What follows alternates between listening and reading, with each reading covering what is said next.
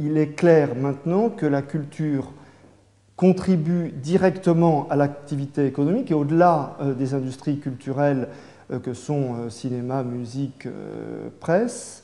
La question qu'on va creuser à Avignon, c'est de voir comment, dans quelles conditions on peut organiser l'investissement pour augmenter l'efficacité économique de ces activités. Il nous a semblé, par les études qui ont été réalisées à l'occasion du Forum d'Avignon, qu'il y a probablement plusieurs conditions. Une des conditions, ça peut être de davantage concentrer les investissements dans les activités culturelles pour les organiser dans des filières. Une autre piste pour l'organisation des investissements dans les activités culturelles, c'est quelque chose qui se dessine, qui est d'associer les investissements culturels à des investissements dans l'éducation, dans le réseau universitaire, et probablement aussi dans la protection du cadre de vie. On voit comme ça se dessiner finalement ce qui peut être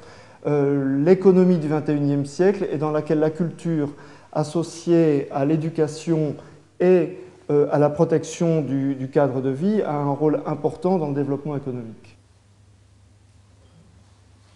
Il y a toujours eu un rôle très important de la culture dans la compétitivité des territoires, dans la compétitivité des villes.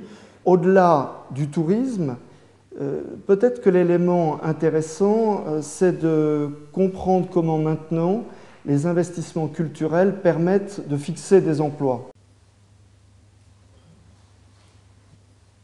C'est une des questions qu'on va aborder à Avignon et dont les éléments préparatoires nous ont permis d'avoir quelques pistes.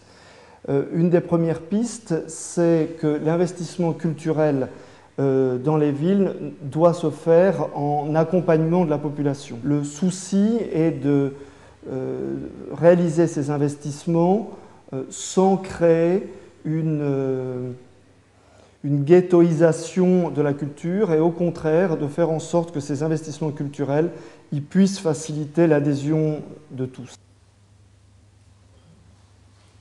Comment est-ce que l'investissement dans les industries culturelles, comment est-ce que les investissements dans la communication et plus généralement dans la culture peuvent servir d'outils d'une relance économique. On connaît tous la fameuse phrase de Jean Monnet qui était que si c'était à refaire, il commencerait par la culture. Et c'est peut-être ça qui est devant nous, c'est peut-être ça le défi d'Avignon, c'est est-ce qu'on peut relancer l'Union européenne par la culture ?